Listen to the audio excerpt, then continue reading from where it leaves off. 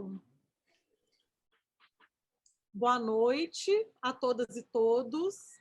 Hoje a gente inicia a última live do webinário Geopolítica e Planejamento Territorial, Desenvolvimento Territorial Chinês.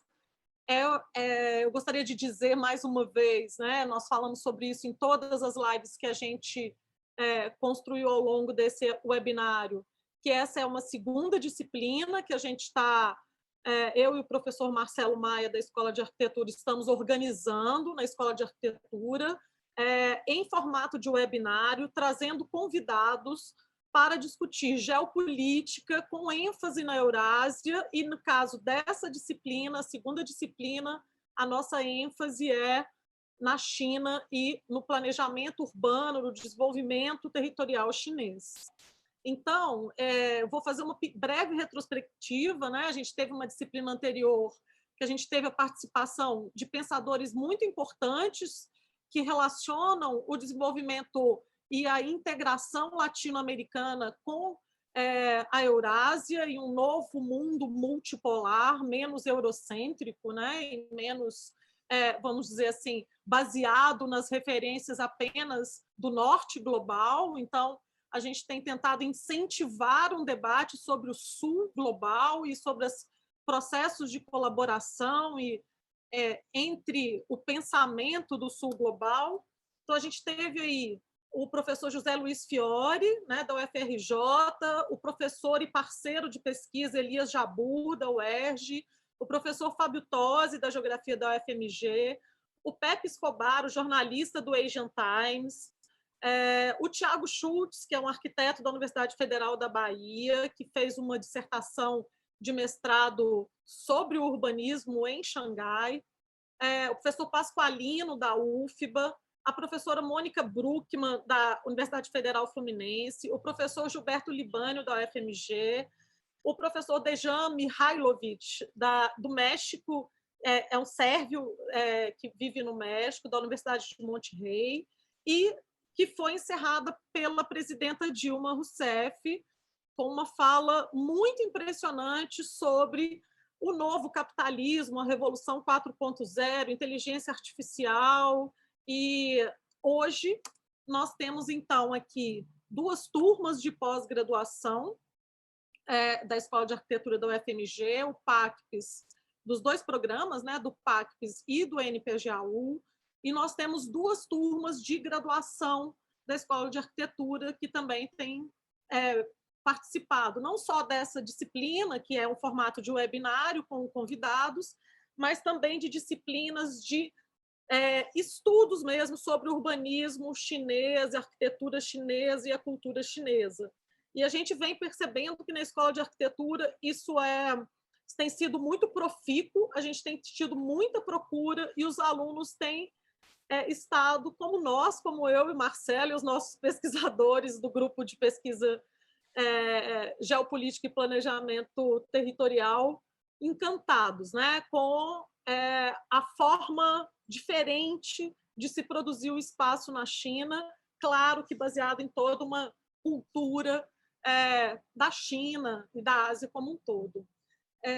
Também queria dizer que a gente, nessa versão dessa disciplina de webinário, a gente contou com o apoio do professor Leandro Diniz, que é o diretor brasileiro do Instituto Confúcio da UFMG, e o apoio da DRI, que a gente tem presente aqui o professor Aziz, para realizar o convite, então, do ministro que está aqui com a gente, ministro conselheiro e porta-voz da Embaixada da China no Brasil, o senhor Hui Yu-hui, e que é diplomata de carreira e mestre em política internacional pela Universidade Johns Hopkins.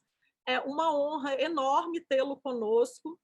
Eu e o Marcelo assistimos algumas falas do ministro sobre a cooperação Sul-Sul entre o Brasil e a China. Eu e o professor Marcelo já escrevemos um artigo que deve ser publicado agora na revista Vírus, uma revista de arquitetura e urbanismo da USP São Carlos, e que a gente utiliza, inclusive, a fala do ministro como nossa referência principal, talvez junto com alguns textos do Xi Jinping. E eu acho que isso é um campo novo de investigação e a gente está muito feliz de realizar esse webinário agora. A gente contou também nas lives anteriores com o professor Márcio Pottman, da Unicamp, o professor Wallace Moreira, da Universidade Federal da Bahia, a pesquisadora Maria Rosa Azevedo, do Pagode Chinês, que é um programa no Spotify muito interessante e muito, talvez a palavra correta, descolado, jovem sobre a China, as relações Brasil-China. A gente teve, a semana passada, uma apresentação do professor Marcelo Maia e da equipe do grupo de pesquisa GeoPT, apresentando aí alguns estudos sobre o urbanismo chinês, semana retrasada. Semana passada, a gente teve o Elias Jabbour e o Javier Badel, da PUC-MG, que também é um grande estudioso da China e as conexões China e América Latina. Agora eu vou passar a palavra para o nosso diretor de Relações Internacionais, professor Aziz, e, na sequência, o Leandro, para que eles façam uma saudação ao ministro. Boa noite a todos e bom trabalho. Muito obrigado, professora Natasha Rena. Eu quero iniciar saudando a todas e todos que participam deste evento, agradecer, professora Natasha Rena, minha querida amiga, professor Marcelo Maia, pelo gentil convite para fazer essa saudação ao ministro nesse importante evento. Vou cumprimentar ainda o professor Leandro Diniz, nosso diretor do Instituto Confúcio, um importante vetor de colaboração entre a UFMG e instituições chinesas. Em nome da Universidade Federal de Minas Gerais, quero agradecer e dar as boas-vindas ao ministro Qiu Hui. Me perdoe se o meu mandarim, não fui ainda aluno do Instituto Confúcio, então é muito provável que pronuncie mal, mas dizer que é um prazer recebê-lo na UFMG, ainda que virtualmente. Espero que em algum momento o tempo nos permita recebê-lo aqui presencialmente. A UFMG tem uma relação muito especial com a China. Primeiramente, como membro do nosso Centro de Estudos de Ásia Oriental e depois como diretor de Relações Internacionais, eu tive o privilégio de testemunhar e de contribuir com essa história que se constrói perante nossos olhos e que, com certeza, se perpetuará no futuro. Não haveria tempo de falar de tudo que fizemos com parceiros chineses até hoje, então eu vou destacar apenas, muito brevemente, alguns pontos, porque o objetivo aqui de todos nós é ouvir o ministro e não as falas de saudação. Mas nós mantemos aqui um ativo Instituto Confúcio, que mesmo diante das dificuldades da pandemia, tem quase 500 alunos e tem promovido a difusão do mandarim e da milenar cultura chinesa. Na atual gestão da professora Sandra Almeida, a primeira viagem internacional da reitora foi para a China, e na ocasião estivemos no Hamban. No início de 2020, após a decretação da pandemia, nós organizamos com nossos parceiros de Wuhan uma produtiva reunião entre cientistas e profissionais da saúde da Huston University e da UFMG. Estas informações, é importante a gente ressaltar, foram cruciais não apenas para a nossa universidade, mas também para a cidade de Belo Horizonte. Alguns dos cientistas presentes aconselham a Prefeitura de Belo Horizonte e também para o estado de Minas Gerais, no enfrentamento da terrível Covid-19, que tantas vidas ceifou. Também contribuímos para testes da Coronavac. A UFMG teve a oportunidade de contribuir para testes de diferentes vacinas, dentre elas a Coronavac. E, no momento crítico em que faltavam suprimentos, nós recebemos dos nossos parceiros chineses 5.000 máscaras que foram utilizadas nos hospitais da UFMG. Na semana que vem, com a Universidade Remin, nós vamos realizar um grande evento sobre meio ambiente, mudança climática e desenvolvimento, com a participação de autoridades e acadêmicos do Brasil e da China. O evento vai marcar a criação de uma cátedra, um programa de mobilidade docente de curta duração, que permitirá que professores chineses venham ao Brasil falar sobre diferentes aspectos da China, cultura, economia, geografia, história, arquitetura, etc. E também o inverso, que professores brasileiros promovam a compreensão do Brasil nas terras chinesas. Apesar de tudo que mencionei aqui, apesar de tudo que fizemos, ainda há muito que se fazer, não apenas na relação da UFMG com as instituições chinesas, mas do Brasil com a China. O longo e infindável caminho da cooperação, ele tem seus altos e baixos, ele tem seus obstáculos, ele tem seus desvios. Mas seguiremos na caminhada com a certeza de que juntos não há dificuldades que não conseguiremos vencer. Eu termino aqui com um provérbio chinês, que é o seguinte: árvore plantada com amor, ninguém derruba. Uma verdadeira amizade também. Quem planta árvores cria raízes. Quem cultiva amizades também. Que continuemos, junto com nossos parceiros chineses, a plantar árvores, a cultivar amizades e a colaborar. Cooperação é o caminho do desenvolvimento, da paz e da superação dos mais graves problemas da humanidade, como a pandemia nos demonstrou. Meu muito obrigado mais uma vez, ministro, pela sua presença. Meu muito obrigado aos professores que organizam o evento e desejo a todos um ótimo evento. Muito obrigada, professor Aziz. Passo a palavra agora para o Leandro. Boa noite a todos, boa noite a todas. É uma satisfação, uma alegria participar do encerramento deste importante curso aqui. Então, em primeiro lugar, gostaria de saudar o ministro Chu Yuhui. Estou aprendendo mandarim, ministro. E agradecer pela sua generosidade, pela sua disponibilidade de abrir um espaço na sua agenda tão apertada, né, para se dedicar a vir conversar aqui com a gente, né? Parabenizar a Natasha e o Marcelo por promover essas discussões, né, tão caras à nossa universidade e tão importantes para a sociedade de maneira mais ampla, né?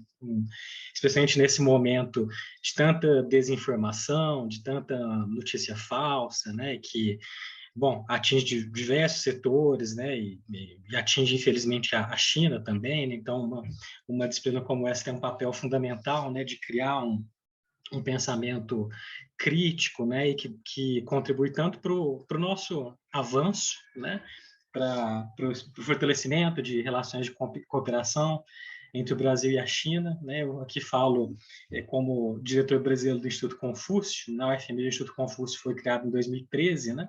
E é um instituto que tem podido fortalecer sua atuação graças aí ao apoio fundamental da China, né? Uma parceria em particular com o Hanban, a universidade em Wuhan.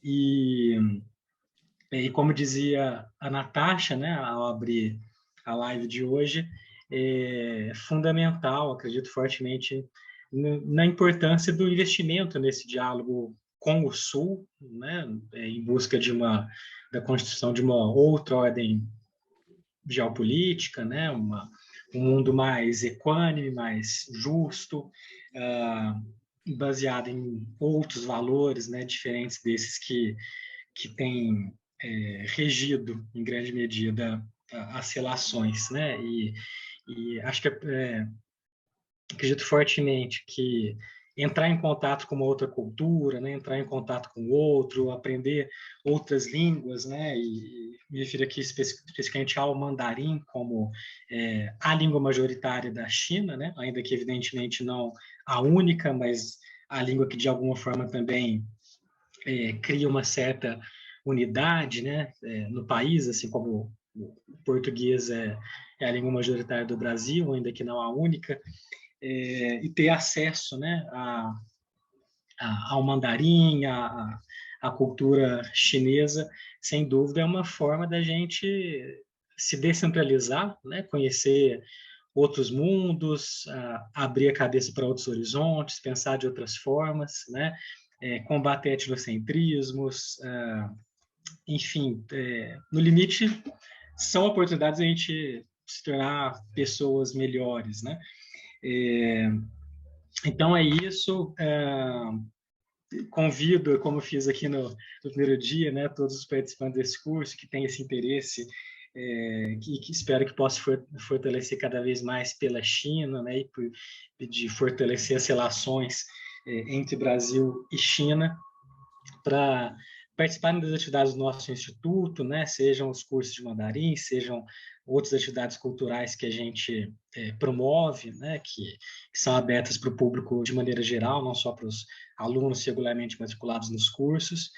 E agradecer mais uma vez o ministro Rui e desejar aí que cada vez mais os laços Brasil-China possam se fortalecer. Muito obrigado. Muito obrigada, Leandro. Antes de passar a palavra para o ministro, eu queria agradecer a Ximin Liu, que fez todo o trabalho de contato e que foi também uma experiência agradável, simples, direta, e eu queria agradecer muito à Embaixada da China no Brasil por essa oportunidade. Então, agora eu abro a palavra para o ministro. Tá bom. Muito obrigado, caros professores, e saúdo todos. Saúdo, sobretudo, a professora Natasha, o professor Marcelo, o professor Aziz e o professor Leandro, né? E saúdo todos os alunos e alunas que estão acompanhando este intercâmbio, né, entre a nossa embaixada e a UFMG. E parabenizo também a iniciativa de escolher esse tema para esse curso. Acho que não poderia ser mais oportuno, tanto porque estamos vivendo num mundo de profundas transformações, como também porque a China e o Brasil estão passando por uma fase crucial no reforço das nossas relações.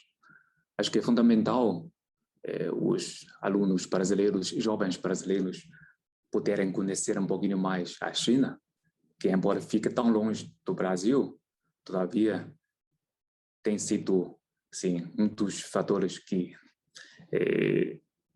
tem vindo a influenciar muito, né, o desenvolvimento do Brasil nos últimos anos. E o mundo de hoje está, como eu falei, está passando por profundas transformações.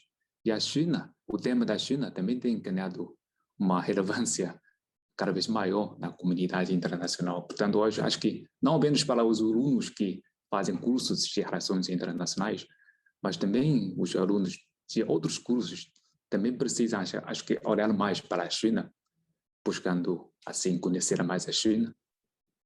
E acho que nesse sentido, o tema do curso de hoje acho que é muito oportuno e fico muito contente por poder contribuir um pouquinho, né, com o meu tímido conhecimento, sobretudo na área de urbanização e urbanismo, porque sou diplomata de carreira e confesso que não sou, assim, especialista nessa área, mas eu vou tentar fazer o meu melhor.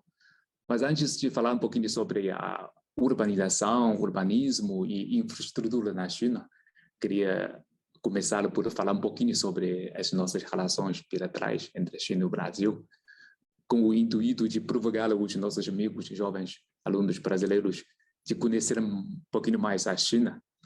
E todo mundo sabe que a China e o Brasil são parceiros estratégicos globais. E soa bonito, mas a realidade também mostra que somos realmente parceiros estratégicos globais. Por várias razões. Primeiro, temos uma cooperação de tamanho considerável. A China é o maior parceiro para o Brasil por mais de 13 anos consecutivos. O nosso comércio bilateral, há 20 anos atrás, era menos de $1 bilhão americanos.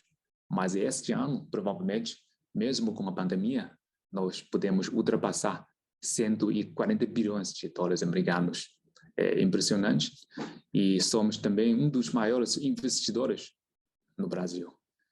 Igualmente, há 10, 20 anos atrás, o investimento no Brasil, chinês no Brasil, era menos de 100 milhões de dólares americanos. Mas hoje em dia, acho que já temos um investimento em torno de 100 bilhões de dólares americanos aqui no Brasil. Tudo isso faz com que as nossas relações na área econômica e comercial sejam muito sólidas e muito dinâmicas. E, em segundo lugar, a nossa cooperação é bem diversificada.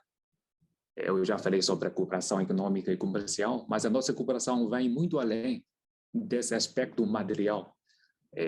Temos cooperações, por exemplo, na área de ciência e tecnologia.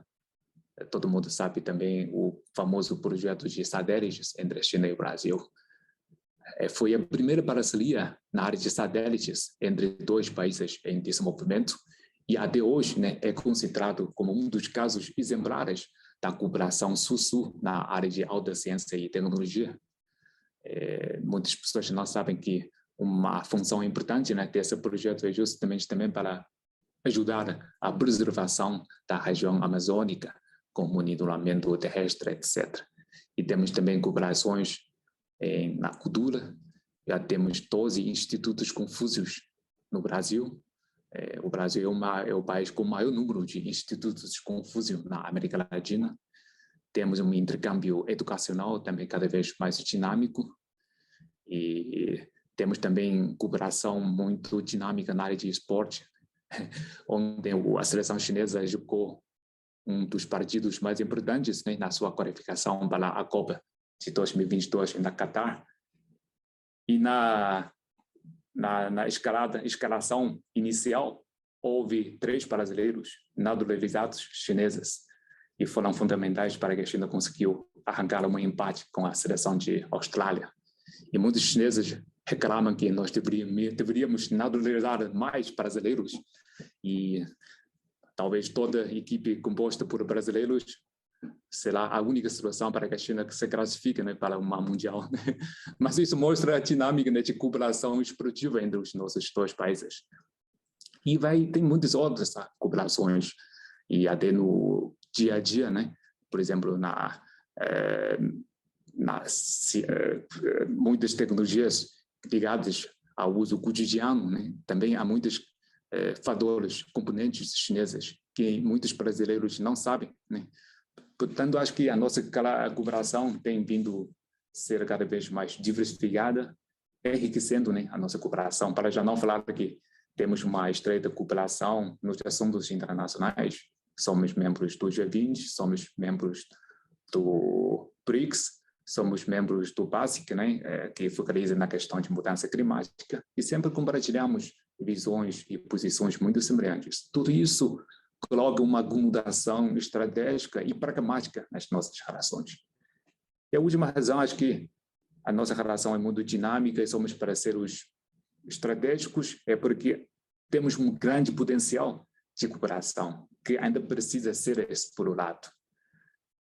Se olharmos para todo mundo, é muito difícil achar 2 países, 2 economias emergentes com seus tamanhos, com os seus mercados domésticos enormes, com estruturas industriais bastante completas e, portanto, tudo isso abre um enorme espaço para uma maior cooperação entre os 2 países e há uma grande complementaridade entre as nossas economias. Somos complementares, aliás, na maioria das pautas da nossa cooperação. Por exemplo, na área de infraestrutura, que muitos de vocês talvez estejam acompanhando, a China, nós chamamos que a China tinha sido o candeeiro de obras no mundo, né, nos últimos anos, e o Brasil acho que ainda está enfrentando o gargalo de infraestrutura. E por que a China e o Brasil podem não trabalharem juntos para buscar relevar, expor as vantagens competitivas entre os 2 lados, para que a China e o Brasil possam aumentar a nossa cooperação na área de infraestruturas, né?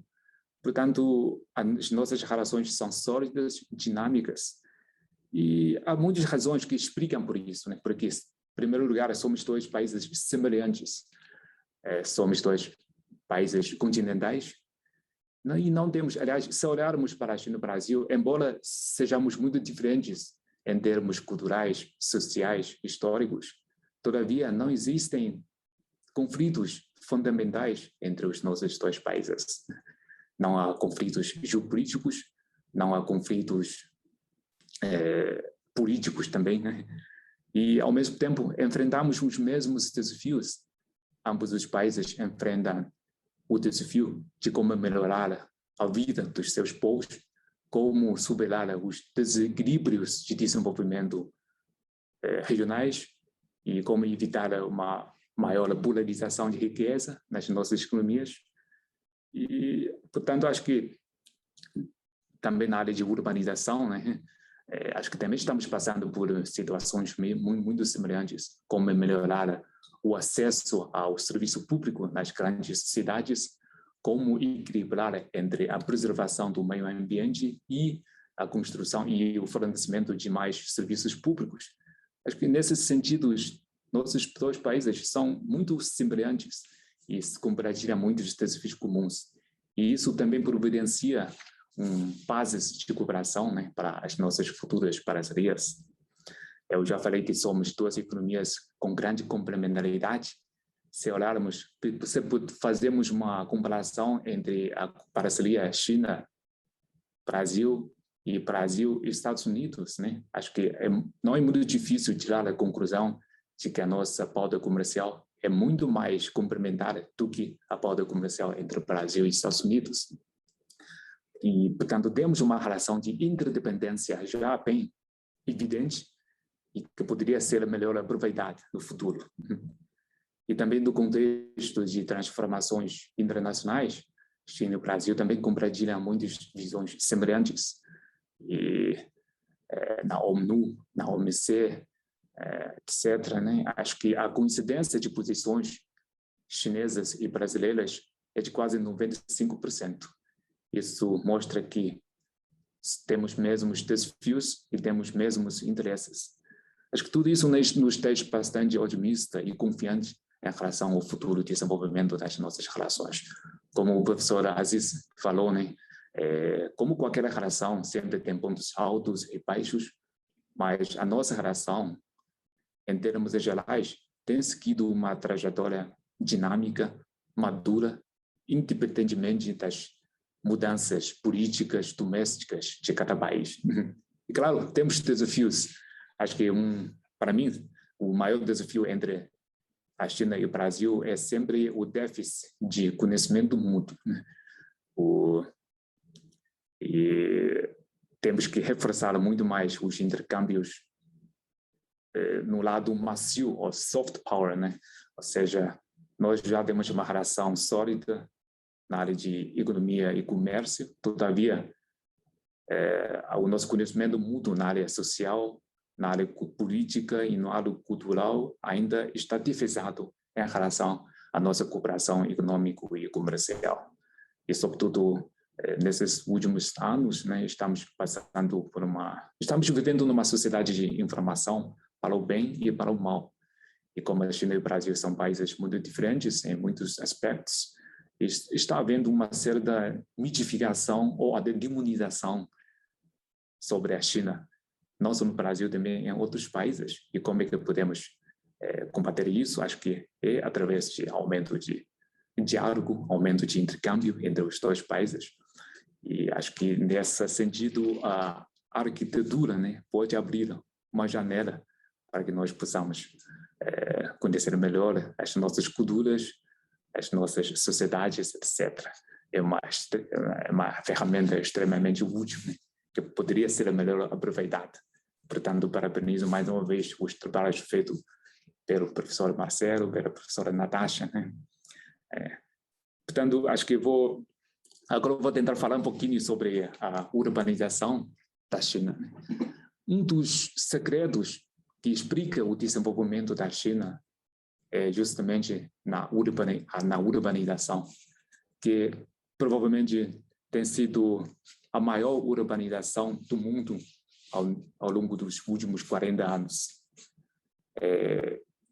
Na década de 70, no final da década de 70, na véspera da abertura da China, a urbanização da China era menos de 20%.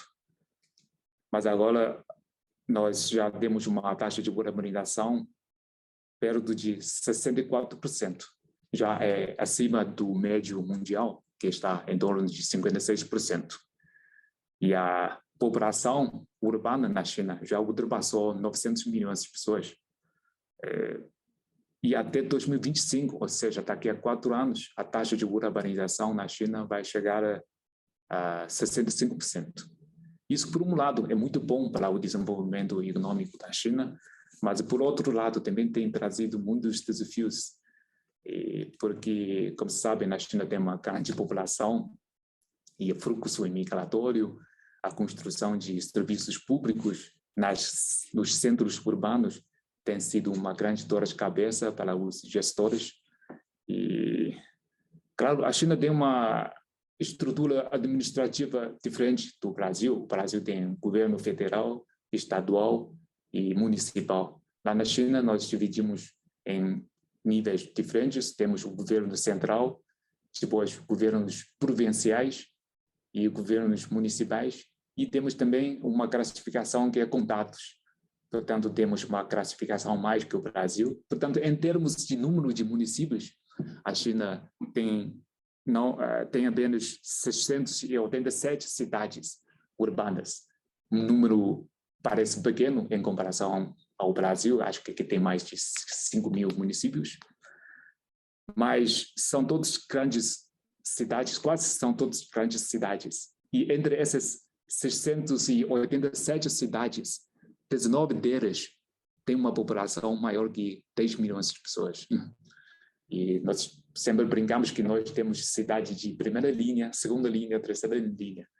E na primeira linha nós temos 4 cidades, né? Pequim, Shanghai, Guangzhou e Shenzhen. São consideradas as megacidades com população em torno de 20 milhões de pessoas. Parecido com a cidade de São Paulo, né? E muitas cidades, né, ultrapassaram, seguiram uma trajetória de desenvolvimento alucinante nos últimos anos. O melhor exemplo seria a cidade de Shenzhen, que já é considerada uma cidade de primeira linha, com uma população perto de 20 milhões de pessoas. Mas há 40 anos atrás, a Shenzhen era apenas uma vila pescadora, com menos de 30 mil habitantes, né?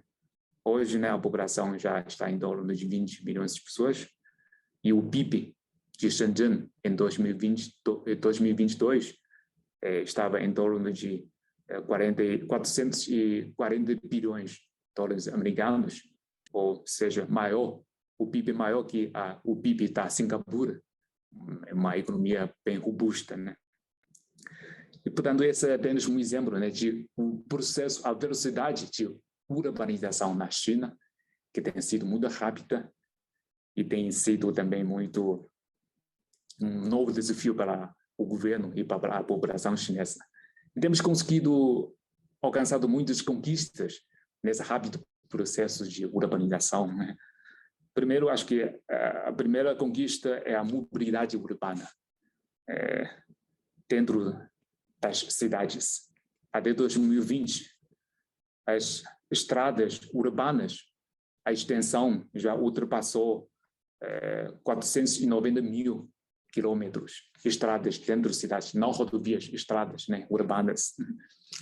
E os trilhos, tanto de metrô como de VRT, já ultrapassou 7.500 quilômetros, né, em operação, né? Essa é um dos maiores, né, do mundo. E em algumas cidades, o transporte oferecido pelos metrô e VRT já ultrapassa 50%, né, no transporte público. Isso alivia muito, né, a mobilidade, a pressão de locação da população e ajuda também para diminuir a poluição. essa primeira conquista, ou seja, a mobilidade urbana, tinha sido uma das ênfases na urbanização chinesa e no planejamento urbanístico chinês.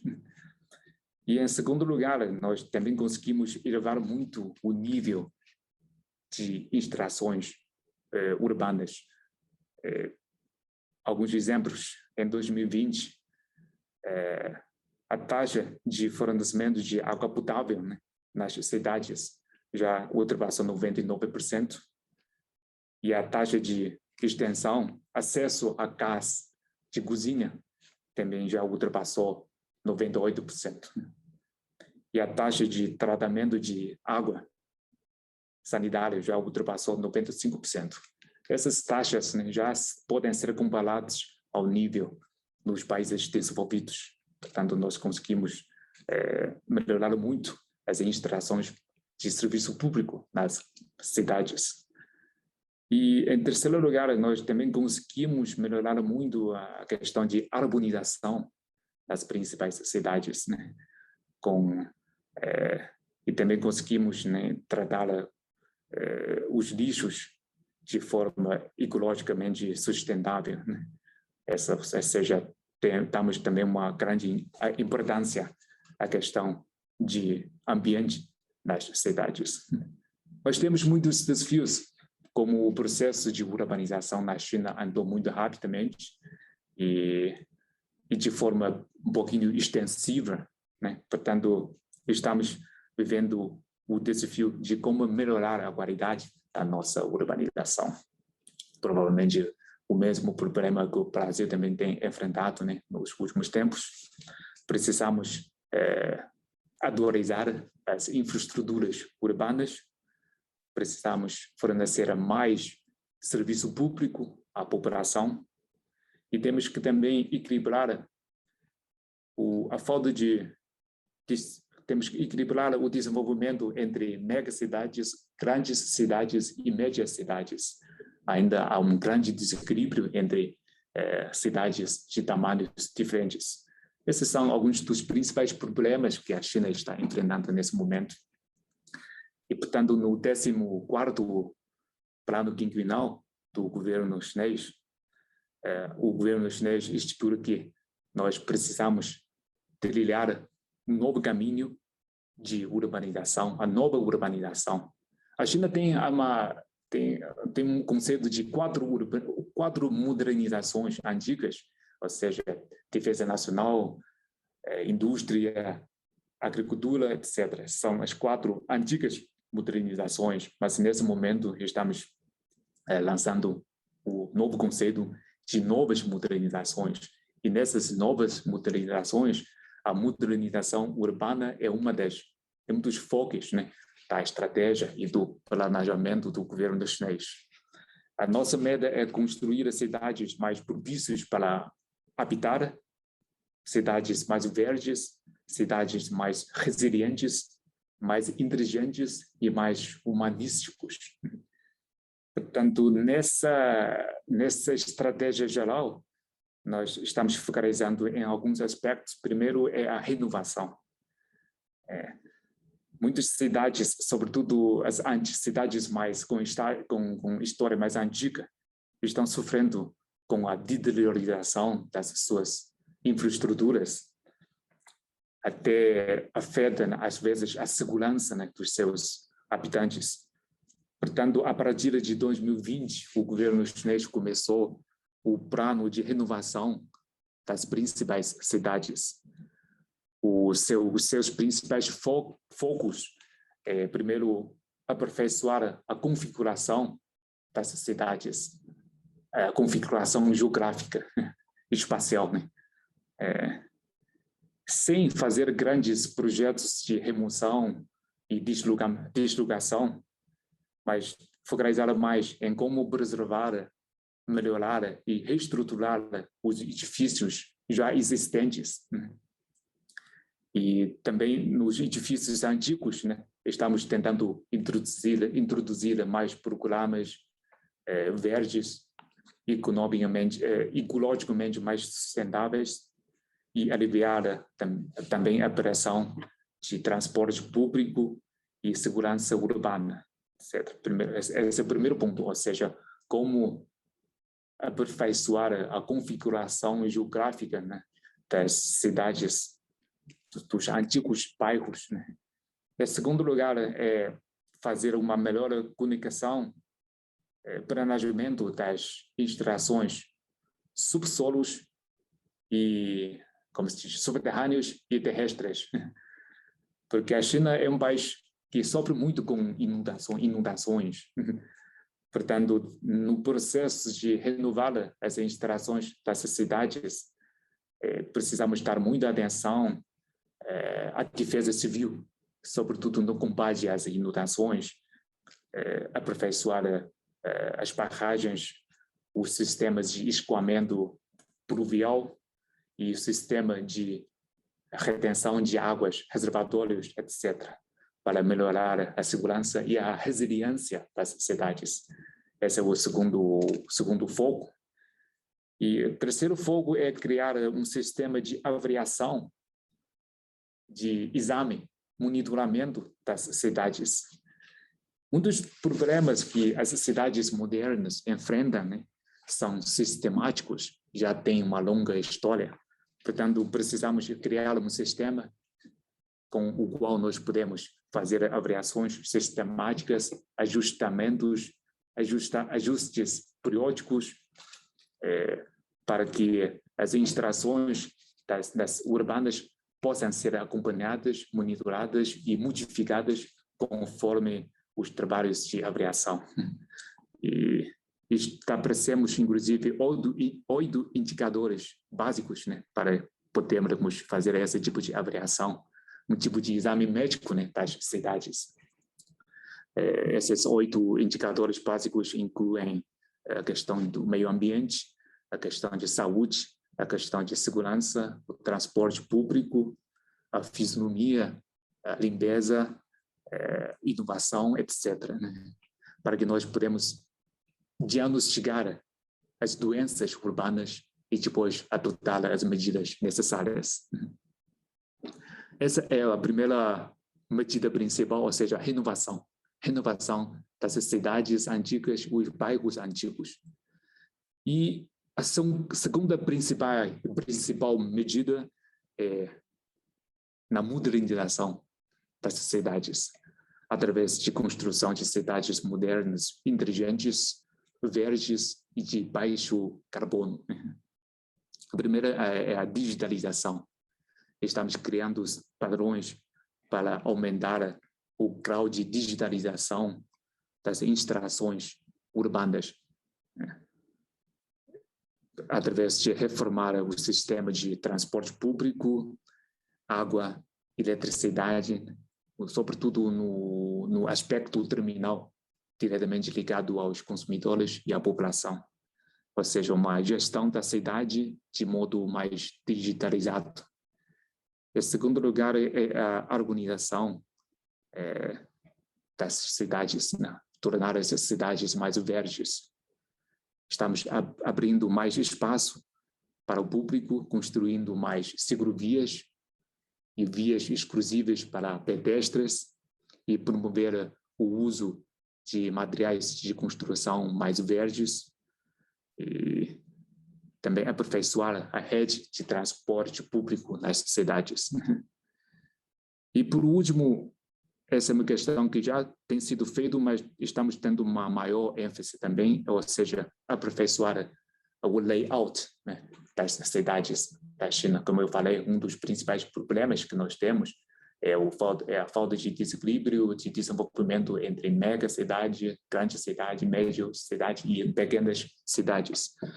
Portanto, nesse momento, as principais cidades, essas cidades cuja população ultrapassa 10 milhões de pessoas, estão sendo bastante superlotados, sobrecarregados, enquanto as médias e pequenas cidades ainda têm a sua capacidade ociosa, né, para poder absorver mais pessoas.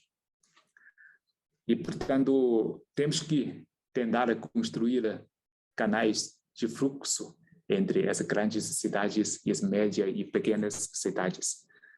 Nesse sentido, mais uma vez, a China está tentando reforçar o papel de planejamento. Nós pretendemos, né, construir 19 conglomerações urbanas. Através dessas 19 conglomerações urbanas, né, nós vamos tentar alugar melhor os recursos que nós temos para equilibrar o desenvolvimento regional e, por outro lado, né, incentivar o desenvolvimento e a construção de médias e pequenas cidades para que o serviço público e a estrutura pública possam ser estendidas às cidades de menor tamanho e também criar pontes de ligação entre a população urbana e a população rural, para que eles possam encontrar mais empregos, etc. E isso também vai ajudar o emagrecimento, né, das megas cidades, né? Claro, é uma tarefa muito difícil, porque jovens ainda preferem as megas cidades, onde ainda tem serviços públicos melhores, mas acho que com paciência, com políticas públicas inteligentes, nós pelo menos podemos começar a caminhar esse caminho correto, né? E quem acompanha a China, né, sabem que essas 19 conglomerações metropolitanas ou urbanas também são espalhadas no norte, nordeste, centro, sudeste, centro-oeste da China. A ideia é também aproveitar essas conglomerações urbanas para equilibrar o desenvolvimento regional da China, para que o desenvolvimento da China seja mais objetivo, possa atender melhor as necessidades de desenvolvimento de cada região, em vez de repetir o fenômeno anterior, ou seja, a sudeste da China, que está muito mais avançado que o centro-oeste, etc. Mas vai levar tempo. Eu confesso que não vai ser nada fácil, mas acho que estamos no caminho certo. E, em segundo lugar, acho que para falar sobre urbanização, é preciso também nós conhecer um pouquinho melhor a infraestrutura na China, porque a infraestrutura é a ferramenta fundamental para que a nossa urbanização possa ser melhor distribuída e que possa nos ajudar a planejar a configuração mais ideal da nossa urbanização. Não adianta nós falarmos sobre 19 conglomerações urbanas sem pensar na conectividade entre essas conglomerações urbanas. Quando todas essas conglomerações forem conectadas, o fluxo das pessoas vai ficar mais facilitado. E, por exemplo, uma das ideias é que se uma pessoa trabalhar em Guangzhou, no sul da China, no futuro, poderá levar apenas 2 ou 3 horas para chegar a Pequim. Isso vai ajudar as pessoas a tomar decisões para que ela não fique fixa, né, numa certa cidade, né? Isso acho que vai ajudar no plano geral. Portanto, temos que olhar para a própria urbanização, a questão da própria urbanização, mas, por outro lado, temos que olhar para além a questão da urbanização mais geral, ou seja, a construção de redes logísticas, a construção de infraestruturas ao nível nacional. É como se fosse um xadrez, né? Não podemos olhar apenas para uma peça, mas temos que olhar para todo o tabuleiro. Portanto, a China, nesse momento, continua a priorizar a questão de infraestrutura. Eu falei que a urbanização é um dos segredos que explica pelo desenvolvimento da China nos últimos anos. E aí o outro segredo, né, acho que é justamente com a investida da China nas infraestruturas, que ajuda a China a tornar a sua economia mais competitiva e ajuda a China também a aperfeiçoar mais a sua urbanização e o desenvolvimento nacional, né? E nesse âmbito, né, de infraestrutura, queria mencionar 2 aspectos, né? Primeiro é o transporte, né? Eu falei sobre transporte e mobilidade urbana, mas o transporte interurbano é até mais importante, né, para que nós possamos planejar tudo que for conforme as nossas ideias. E, portanto, graças aos esforços de mais de 40 anos, a China já dispõe de uma rede de transporte bastante completa, multimodal, tridimensional e bastante moderna.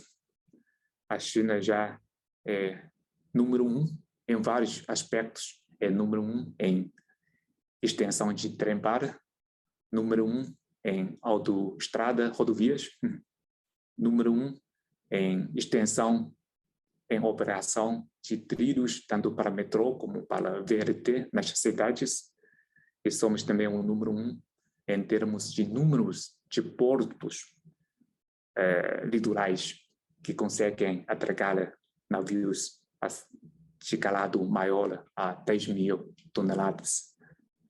Até 2020, a ferrovia na China, né, em operação é de 146 mil quilômetros.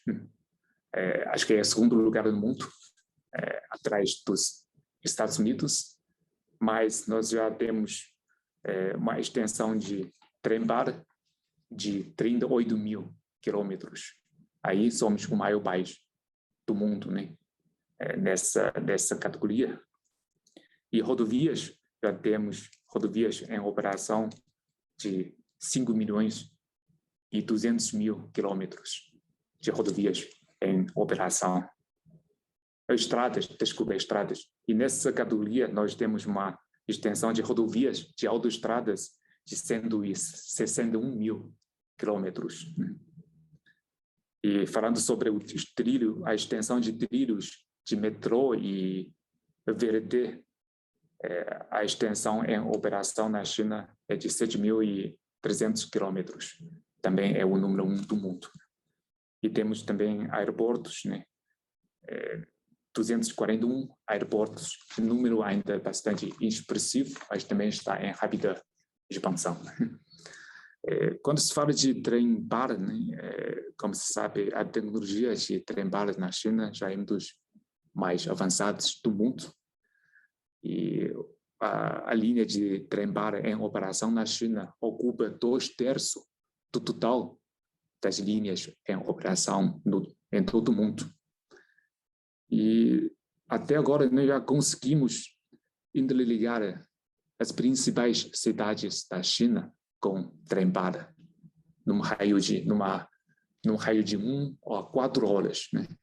Acho que, como eu falei, de Guangzhou para Pequim, é muito provável que nós podemos viajar dentro de 3 ou 4 horas. Né? Isso facilita muito, né? Como eu falei, a integração, a conectividade entre as principais conglomerações urbanas da China. E outra infraestrutura que ajuda muito a urbanização na China é o trilho de VRT e metrô nas grandes cidades. Nós já temos 49 cidades operando com VRT ou metrô, né? Com 250 linhas.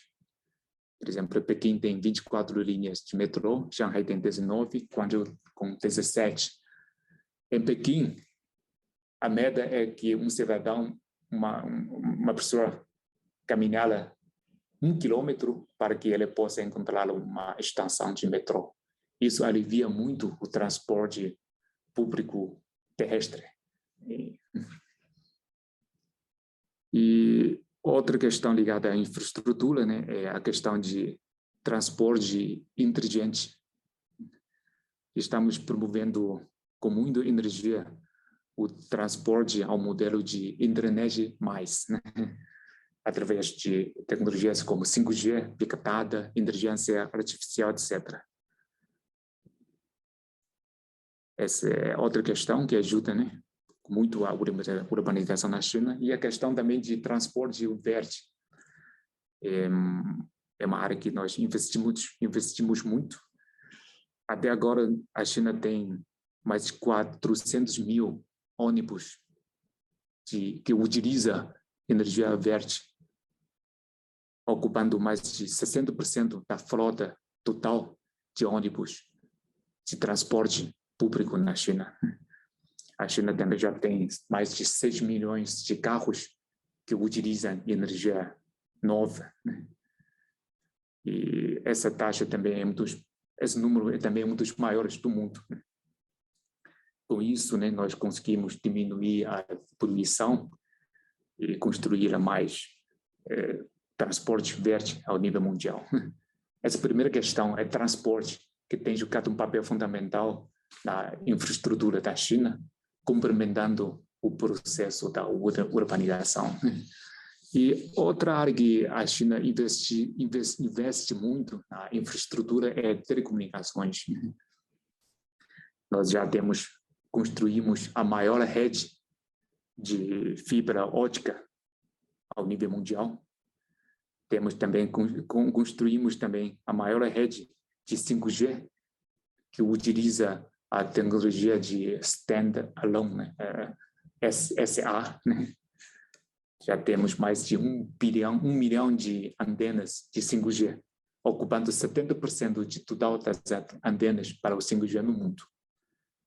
Todas as cidades da China já estão cobertas por sinal de 5G. Já temos 400 milhões de terminais conectados a 5G, ocupando 80%, né, de total de terminais conectados a 5G ao nível mundial, né? Até 2023, estimamos que a China vai dispor mais de 2 milhões e 50 mil antenas de 5G. Isso vai revolucionar a fisionomia da urbanização da China, também vai revolucionar a fisionomia da construção de infraestrutura na China, através de indústria inteligente, saúde inteligente, energia inteligente, portos inteligentes, mineração inteligente, etc. Isso também vai ajudar a aperfeiçoar o nível de gestão social nas cidades. Portanto, claro, se falar de infraestrutura, ainda temos muitas coisas a falar, mas eu acho que esses dois aspectos, o transporte e as telecomunicações, são duas áreas diretamente ligadas à urbanização e ao urbanismo, né, nas cidades chinesas, e, portanto, também estão merecendo uma grande atenção por parte do governo chinês. Para terminar, eu só queria frisar que é fundamental que haja um planejamento na urbanização em países como a China e o Brasil. São dois países continentais com desafios muito semelhantes, e sem um pré-planejamento é muito difícil nós podemos conseguir uma urbanização verde, sustentável, que possa atender às necessidades das nossas populações. Essa, pelo menos, é a experiência da China. Claro, cada país tem a sua própria realidade, tem os seus próprios problemas, mas eu sempre defendo que, no caso da China e do Brasil, esse planejamento é fundamental, porque não podemos falar da urbanização só de São Paulo, só do Rio, ou só de Xangai, ou de Pequim, mas temos que olhar para essa questão de urbanização como se fosse um tudo. Não apenas olhar para uma cidade individual, separada, mas também olhar para a sua conectividade. E dentro da cidade também precisamos cultivar uma cultura de planejamento, né? Claro, o planejamento não quer dizer que o governo vai tomar todas as iniciativas, vai fazer tudo, ignorando o setor privado, mas o papel do governo é sempre poder buscar, identificar os problemas, os desafios e propor as soluções. E, através de consultas com a sociedade, com a população, com o setor privado, poder elaborar políticas públicas a partir da qual podemos planejar uma melhor estratégia, uma estratégia inteligente que possa promover uma urbanização mais pragmática, mais objetiva, né? Portanto, essa é a minha mensagem para concluir a minha fala e, mais uma vez, desafio que os nossos amigos brasileiros que possam acompanhar mais a China, as nossas relações, porque pode ter a certeza que será uma das parcerias mais promissoras para o século XXI, se nós pudermos trabalhar juntos nesse sentido. Muito obrigado. Muito obrigada. Eu acho que todos esses dados foram muito importantes para a gente, apesar de que a gente tem conseguido, com os nossos alunos de graduação, traduzir alguns planos diretores, projetos de planejamento do mandarim pelo Google para o português. A gente quase não vê esse material, então você trouxe muitas informações que vão nos ajudar nas nossas pesquisas. A gente tem vários mestrandos e doutorandos aqui, e estamos incentivando os nossos alunos de graduação a pensar esses temas para os seus projetos que a gente chama de TCC, que são os trabalhos de conclusão de curso. Então, assim, também acho que a gente só tem a agradecer. Também acho que nós vamos dar, eu e o Marcelo, um pouco de trabalho para a embaixada, porque agora que a gente ficou mais próximo, a gente vai precisar de mais informação para as pesquisas e a gente deve consultar mais a embaixada. Eu acho que a UFMG ela já tem uma parceria com universidades chinesas e uma parceria ampla aí no setor de relações internacionais, e a gente quer ampliar essa parceria, e eu acho que foi um ótimo começo de ampliar essa parceria via arquitetura, em parceria com o Instituto Confúcio. Eu acho que temos muitas coisas boas para fazer juntos. Eu estou muito feliz com esse dia, assim. Particularmente eu e o Marcelo, a gente quer fazer um pós-doutorado na China. O Danilo vai fazer uma parte da pesquisa dele lá também, que está aqui. A Gabriela, que é minha orientanda também aqui do programa do NPJU, está estudando as relações Brasil-China. E a gente espera, os alunos de graduação, tem vários pesquisadores do nosso grupo trabalhando com isso, e a gente tem muito que agradecer, porque essas informações vão impulsionar novas pesquisas e um aprofundamento. Bom, vou ser muito breve, agradecer mesmo ao ministro pela excelente fala, né? Aprendi muito aqui, muito interessante ouvir, fazendo as relações com a minha área específica de atuação, né? Eu sou da área de letras, linguística aplicada, e às vezes você sabe disso, Natasha, Marcelo, mas é um conceito que também é muito caro para a gente, para algumas pesquisas, claro, né, certos clientes, é justamente o conceito de território, né? Então é muito bom ouvir essas discussões de vocês, né? Porque, enfim, antes do sujeito, né, a gente tem o território, né? E o sujeito é constituído nesse território. Então a gente pensa muito nisso também, né? Eu gosto muito dessa discussão. Um território que sempre é conflituoso, que sempre é político, e as línguas, né, têm um papel fundamental justamente nessa regulação política, né? Então, gostei muito, agradeço muito, ministro, pela fala tão esclarecedora, que fiz várias anotações, assim, realmente é incrível descobrir tanta coisa. Então, muito obrigado, e tomara mesmo, Natasha, que em breve a gente possa pensar na exposição presencial, né? Começando aí com os trabalhos dos alunos dessa turma, quem sabe no início do próximo semestre, né? Vamos conversar sobre isso. Professor Aziz retorna. Bom, eu queria dizer que eu consegui acompanhar, eu pedi desculpas anteriormente, porque teria que fazer a abertura de um outro evento, mas eu consegui acompanhar boa parte da excelente palestra do ministro. Como sempre, a gente se impressiona muito quando se depara com os dados sobre China, né? Ele falou aí do salto que deram de urbanização, tamanho de população de algumas cidades, os números são muito impressionantes, bem como o planejamento, o trabalho que é feito. Eu queria apenas, ministro, mais uma vez agradecer, agora tendo o benefício de ter ouvido a excelente exposição, e agradecer também, mais uma vez, os professores que organizaram o evento e ao Instituto Confúcio, na pessoa do Leandro. Muito obrigada. Ministro, deixo com você a palavra final. Muitíssimo obrigado, né, pelas palavras muito gentis. Eu só não concordo com uma parte, né, da fala da professora Natasha, ou seja, o Brasil nunca vai conseguir alcançar o que a China alcançou. Aliás, na década de 80, a situação era um pouquinho inversa, né? A China olhou para o Brasil e pensamos que era muito difícil para a China conseguir aquilo que o Brasil conseguiu. Portanto, acho que tudo é possível, desde que nós nos aprender um ao outro e sabemos aprender, tirar as experiências dos nossos parceiros. E eu não tenho a menor dúvida de que a China e o Brasil são parceiros naturais para os próximos anos, porque nada impede, né, uma maior aproximação entre os nossos dois países.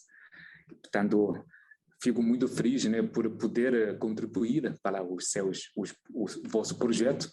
Acho que a minha função é bem humilde, mas acho que talvez sirva para que incentivar e provocar, né, um maior interesse, né, dos nossos amigos brasileiros para acompanhar mais a China, para acompanhar mais as relações entre os nossos dois países. E pouco a pouco, com cada tijolo, né, nós podemos talvez construir um edifício mais grandioso das nossas relações bilaterais. E pode ter a certeza que a nossa embaixada, né, vai estar na total disposição para cooperar com a UFMG, assim como o nosso consulado geral no Rio, que cobre, né, o estado de Minas Gerais. E com esse esforço coletivo, né, vamos abrir mais possibilidades para a nossa cooperação. Mais uma vez, agradeço muito pela paciência e gentileza, tanto dos professores como dos nossos caros alunos hoje presentes. E, por último, também queria agradecer a minha colega Liu Shumin, que está ao meu lado, que nos tem auxiliado, né, nessa intercâmbio, né? E ela vai ficar aqui ainda por alguns anos, mas eu falei com os professores, né, já vou sair do Brasil e vou voltar para a China no mês que vem, mas vou sempre estar ligado, né, ao Brasil, ligado às nossas parcerias, e pode contar comigo lá na China. Muito obrigada. E boa noite para todos e todas. Obrigado, boa noite. Sim. Eu vi uma pergunta, né, de uma das alunas, mas quem sabe... Onde está? Onde? Sim, lá no chat. Mas eu vou respondê-la talvez em mensagens privadas, né? Depois de buscar mais informações. Uma boa é porque nós estamos preparando um documento com algumas questões para todos os palestrantes, e aí questões levantadas. Quando a gente estiver com esse documento pronto, nós vamos enviar a todos vocês. E aí, cada palestrante vai responder as questões levantadas. Tá bom? Combinado. Muito obrigado e boa noite. Boa noite para todos. Obrigado. Tchau, tchau. Até dia. Até dia.